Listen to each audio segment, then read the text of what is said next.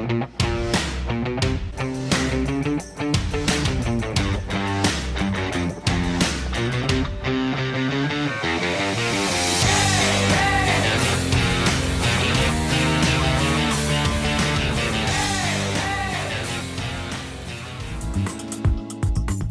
Rosie and Bill Show wish to thank our partners and Positivity primary sponsors. The Roselli Agency, based in Kennett Square, Pennsylvania. Brian and his team of insurance professionals have been serving the needs of Chester County for more than 2 decades.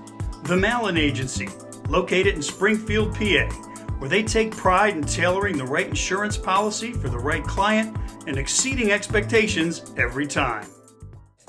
Used to be chillin'. Cowboy hats got folks strutting around like they Marsha Dillon. It's like a scene from Urban Cowboy in the 80s. The crew is too busy staring at the ladies, marveling at all the diamonds and denim, trying the best, trying to get what's in them. Welcome everyone to the Rosie and Bill Show. Folks, I have to tell you, everything about our guest this week is big. He stands 6 feet 5 inches tall. He's from a big state and he wears a big cowboy hat. He's made a big difference in the music business by dreaming big, thinking big, and cranking out a lot of big hits over the years. Please welcome to the Rosie and Bill Show a big talent with a big heart, Cowboy Troy. Cowboy Troy, welcome to the show. Hey, how y'all doing? Thanks for having me. We're doing great, and we're happy to have you here. You know, you've been touted as a rapping cowboy, a cowboy rapper. And you've been a part of the Nashville music scene for a long time, but you're from Texas. And I imagine you were exposed to a lot of musical influences there. So I'm curious, how did you manage to blend all of those influences into something that actually created a new genre of music called hip hop? Well, I know as a kid, I used to listen to a lot of different things. My folks always had a very diverse music collection, and then when I started paying more attention to what was on the radio, I started noticing things, and on TV, I started paying attention to Hee Haw and listening to the musical guests that they had on that show, and I didn't really think about it much as being country entertainment. I was just enjoying what was on TV. Watching the Dukes of Hazzard as a little kid, and didn't even realize until I got older that Waylon Jennings was the balladeer on that show. So, I started paying attention to that. I thought it was really cool, and started noticing, Charlie Daniels and Jerry Reed and Roger Miller and these other country acts from back then. And then as I got older, started listening to rock bands like ZZ Top and Def Leppard and, the Doobie Brothers and Foreigner and all these different rock bands. And then as I got even older and started listening to rap music, LL Cool J, Run DMC, and other, various rap acts at that time, I thought it was really cool. So I was always listening to something very different. And then as I got into, I guess in late 90s, early 2000, I was, listening to even more diverse music. But then I started, writing my own rap lyrics, my own original rap lyrics, and I said, man, wouldn't it be kind of cool if we could take rap lyrics and then, record them over country instruments? And, my friends back then were like, what? That makes no sense. Well, maybe it might be cool, but I don't know. And so just kept messing with it, and eventually, got an opportunity, and it just, flourished from there. Yeah, it really caught on. And you're fabulous at it, by the way, which we'll get to a little bit later. How did you come up with the name Cowboy Troy?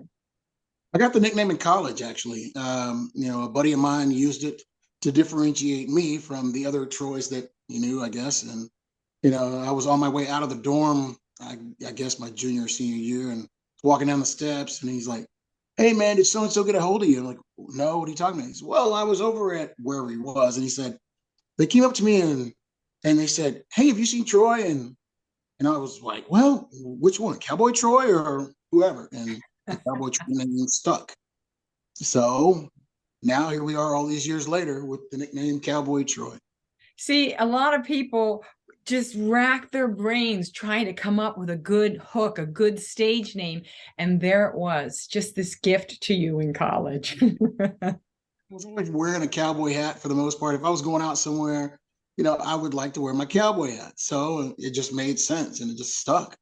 No, and it's definitely fitting and apropos for sure, Troy. And one thing that I also wanted to talk with you about was back in 1993, you struck up a friendship with another guy from Texas who also wears a cowboy hat, John Rich. Right. And over the years, that friendship, along with a few other people, really created a musical movement, unlike anything that had ever been seen before, where all different types of music, all different types of genres were blended and bended, and beautiful things happened. I'm curious, when you first befriended John all those years ago, did you have any idea that that relationship would lead to the big changes in your lives that ultimately became? No, I didn't really have that thought, that it would go to where it is now. I just know that John and I have been friends for nearly 30 years. And it's interesting how we met. He was playing in a bar that I was hanging out in. And the fun thing about it is that we became friends. We had, mutual likes and dislikes and just kind of bonded over that. And we love music. So we've stayed friends all this time. And I met Big Kenny in '99 through John. So, I mean, and then when Big and Rich went out and they started Music Mafia with Gretchen Wilson and, all the other folks, I mean, it was really cool. And who would have known back then? We just all enjoyed making music and we all enjoyed having the opportunity to get up and perform. So when we were having these Music Mafias on Tuesday nights in Nashville, it was a matter of everybody serving as a sounding board almost. Where, we would all get up and we would perform something and the rest of us were a sounding board for the others. Oh, that's cool. Or maybe you change this or that there, or that's awesome. Or, well, we'll see how it works later, but it worked out and people started showing up. And, I was a little bit of a late comer to that. And they were doing it for several months before I was going, because at the time I was back and forth between Dallas and Nashville. Mm-hmm. So, it got to the point where when I started attending as regularly as I could, probably once or twice a month in the early days, it just grew and grew and grew. And from what I recall, John would say that we did 72 Music Mafias for 72 Tuesdays in a row,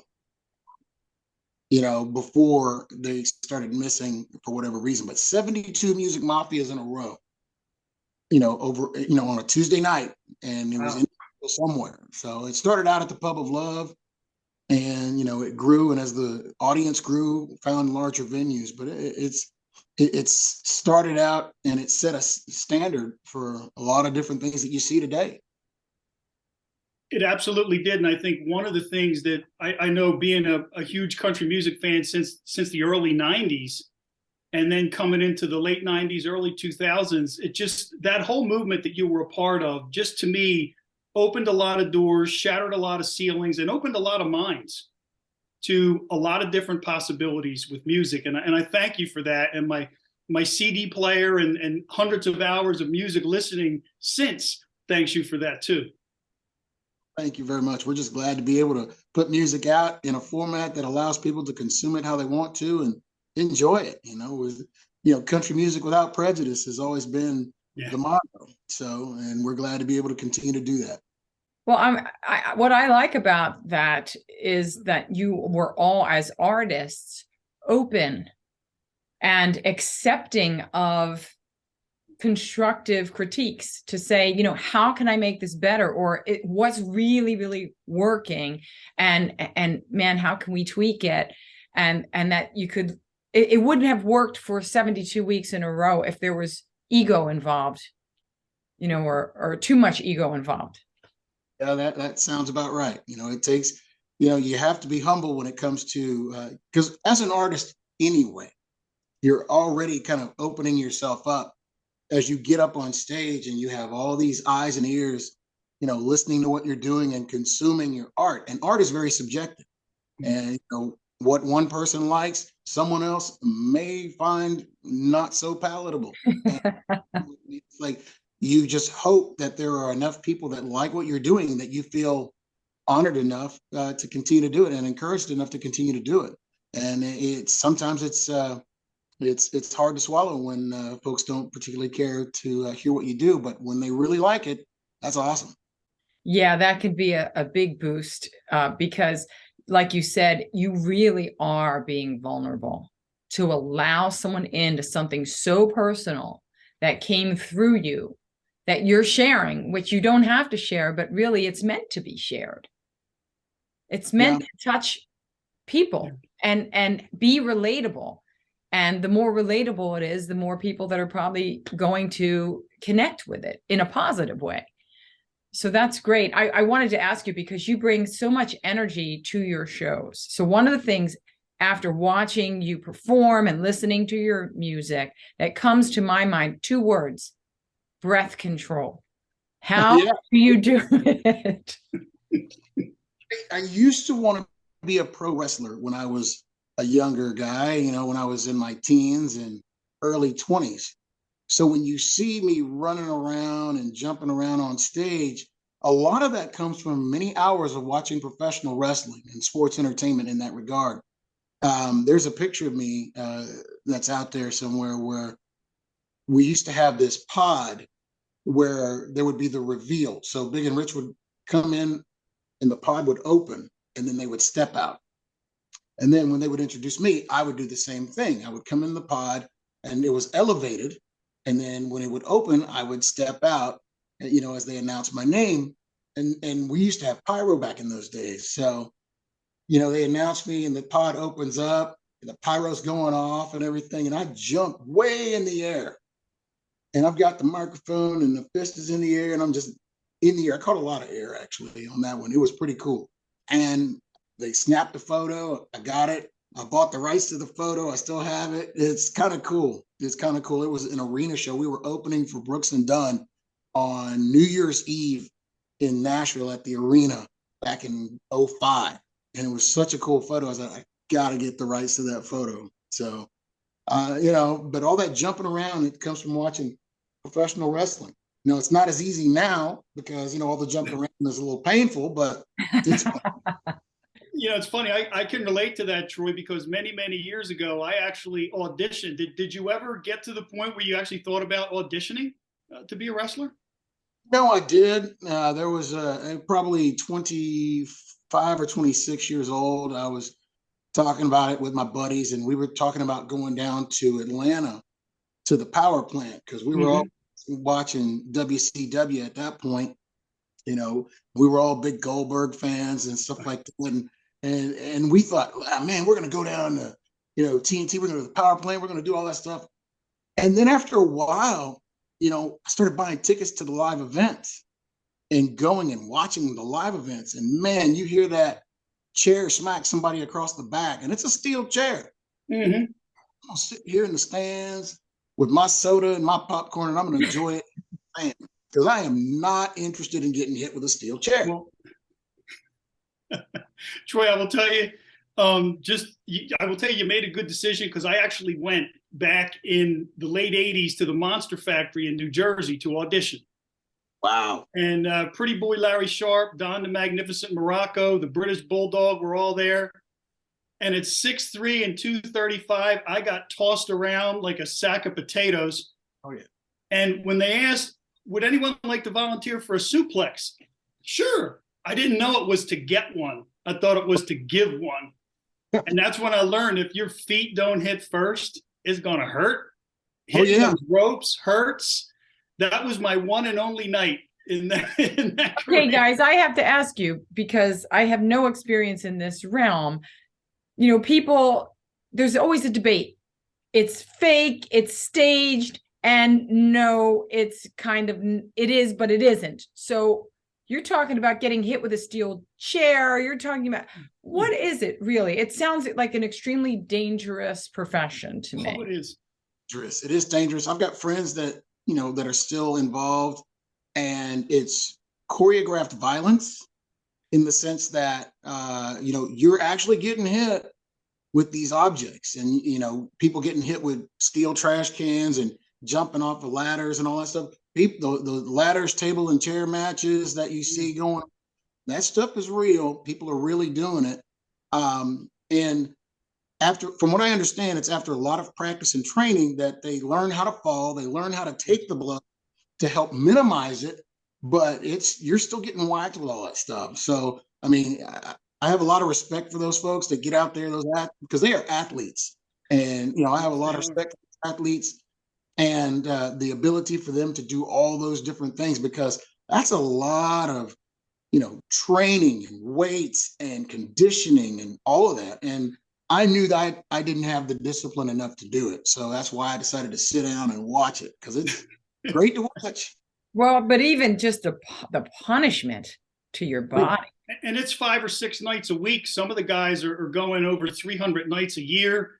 And yeah, and if you miss a night, you don't get paid. It's a brutal business. But Troy, there was another business that you got involved in. It was a little over a year ago, I think. Rosie and I saw that you were on the big screen in Desperate Riders. Yeah. So what was that experience like? And did you and Trace Adkins ever consider becoming a tag team? It was a great experience. I enjoyed it. I had been on movie sets before on a couple of occasions previous, but Desperate Riders, it was a great experience for me to be a part of that. And I was grateful to get the call. I really enjoyed it. And, I grew up watching Westerns. My parents loved Westerns. There were times where I'd sit up and watch Westerns with my mom on Saturday afternoons, and I could tell what time it was by what Western was on television, because, we watched so often, and you hear my dad, talk about some of those Westerns that he was watching. He still likes to talk about it every once in a while. But, it was a great experience. No, I never talked to Trace about getting into wrestling or maybe being a tag team, but it would be kind of cool. It would be kind of cool. I actually thought about doing that with my buddy Cowboy James Storm. And, you may see him around. He's been on TNA and in Total, Total Action and all that. He's been on those wrestling promotions. And matter of fact, there was a live event a few years ago, and he was wrestling, and I was sitting in the audience with my family. And I kind of did a run in and interfered with the match. It was kind of fun. So, I enjoyed that. We want to ask you, because we've seen some of your music videos, and a few years ago you did one. It was the Cowboy Stomp. Right. And then we know you're from Texas. And then you did one recently, Tighten Up. Yep. And so obviously you have this affinity for football. So we're wondering, which team do you really root for, or are you really a closet Philadelphia Eagles fan? Well, I'll address those in order. So Cowboy Stomp, yeah, I grew up a Cowboys fan, been a fan ever since I was a little kid. And when I got the opportunity to do the video, I was like, sure thing. Because, anytime, one of the best feelings is when I got a text message from my dad, and he was at the Cowboys game at the stadium. He's like, your video's on the big screen. They just scored a touchdown and they put the video on. So that was a big deal for me, to know that Pops is sitting there watching the game. And, lived in Nashville for 13 years in the area. And it's a really cool thing, and been to many Titans opportunities and events, and been to a few games. And it was a really cool experience there. So when John Rich and I wrote the song Tighten Up, it worked out. It was a lot of fun for that. Most recently, I guess it was last year, I did a song for Nashville SC for Major League Soccer, and for the Major League Soccer team there, and did a song called Here We Go for Nashville SC. So we've got a video out for that. So if you like soccer, I know Philly has a great team there, and I know that they like to compete for the cup. So there you go. We can have a rivalry in that regard too. But you like Philly. You just visited Philly. Tell us about that. So we were in the area, and we were playing at a casino not far from there. I guess Parks Casino. Yeah, that's right, Parks Casino. And I had some time, and I was like, you know what? I'm going to go down and try and find the Liberty Bell. So I get on the app and start looking, get a lift down there, and stood in line, and watched and walked through and snapped a photo. I was like, yeah, that's cool. And then I walked out, and I see Independence Hall right there. I was like, you know what? I don't know if I'm going to get this way anytime soon again. So I snapped a pretty cool photo of that. And then it was lunchtime. So I walked over and had a cheesesteak at a local tavern there. So it was a great afternoon. Then I took a lift back and got ready for the show. Of Did you like the Philly cheesesteak? course. Awesome. What kind of cheese was on it? There wasn't any cheese on it. Oh, you just got a steak sandwich. Okay. Oh, okay. That's how Rosie eats hers. Yeah. Well, they mixed the cheese in with it. So they didn't put any cheese whiz or anything like Yeah, that. I'm not a Cheese Whiz fan. I mean, we ate that as kids on crackers or something, but don't put that on a cheesesteak. I can't. No, Too the much. tavern I went to, they put the cheese in it while they were, putting it on the grill. So it worked out. I didn't Right. need any cheese whiz on top. Yeah, that's the scary thing with cheese was when there's things that don't have an expiration date on them, that's always kind of a scary thing when it comes to food. Yeah, come on, man. Yeah. Come on. It is. And that neon orange. No, we're not going to do that. Troy, what have you got coming up in 2023? Well, I just released a brand new single not long ago called Gonna Be All Right, and working that one. And then not long after that, there's going to be another one coming called Down the Line, and another one after that called Away From You. I've got the list already out there in terms of what order it's going to go in. And, at probably midway through the year, release the album. So I'm excited about it. I'm excited. New music, fresh. Wow. Well, you know what? And I have to say, folks, if you haven't heard Gonna Be All Right, you got to go check it out because, Troy, I have to tell you, it's stuck in my head. That has such a great hook, that chorus. I'm walking around singing it to not only the hook, the message, the melody, the chorus, phenomenal. Absolutely phenomenal. Thank you. I appreciate that. I was hoping that it would have that kind of reaction with people and it would resonate. And I'm just glad that it's had that opportunity. It seems to be doing well. I checked the Spotify numbers and whatever information I can get, and it seems to be going over pretty well. So the more people that listen, I'll be glad that the message continues to spread. Well, I know one thing I would put out there as a request, Troy, and that is if you're coming back to Parks Casino or anywhere in or around the Philly area, anywhere here, Philly, New Jersey, somewhere around here, I hope you'll let us know because we'd love to check it out. And hopefully with the album coming out around the middle of the year, maybe there'll be some dates for you coming up. Right on. Thank you so much. I appreciate that. Yeah, that'd be great. Folks, we hope that you've enjoyed meeting Cowboy Troy. We sure have. And Troy, we wish you all the best with your new releases and the upcoming year. And we do look forward to seeing you in person. And we're going to end the show with one of your songs. So folks, thanks for tuning in, and we'll see you next week.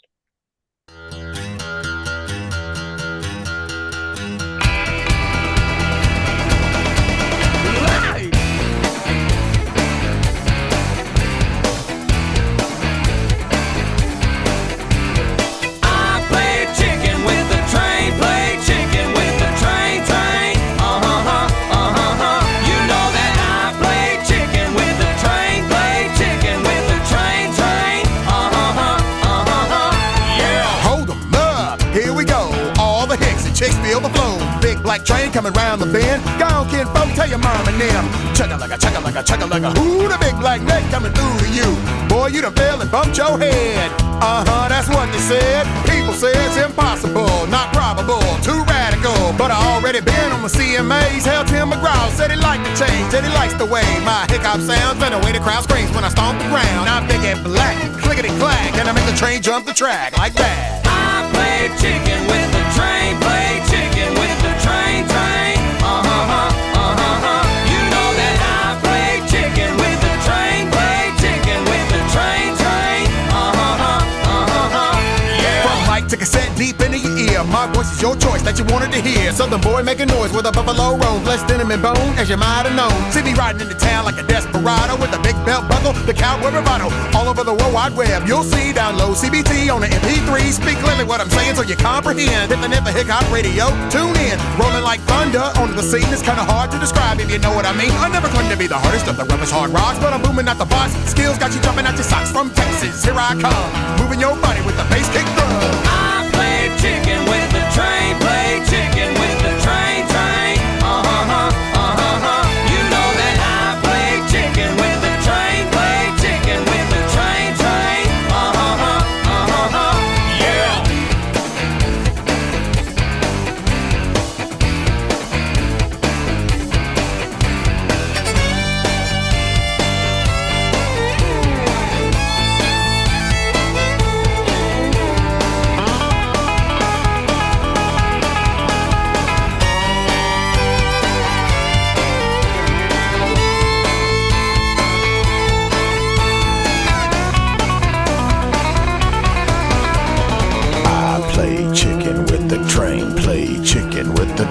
train.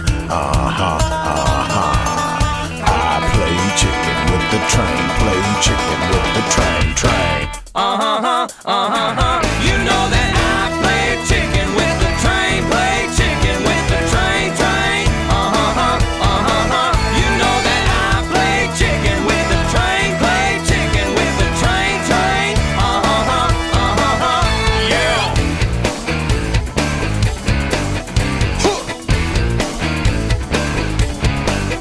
Yeah.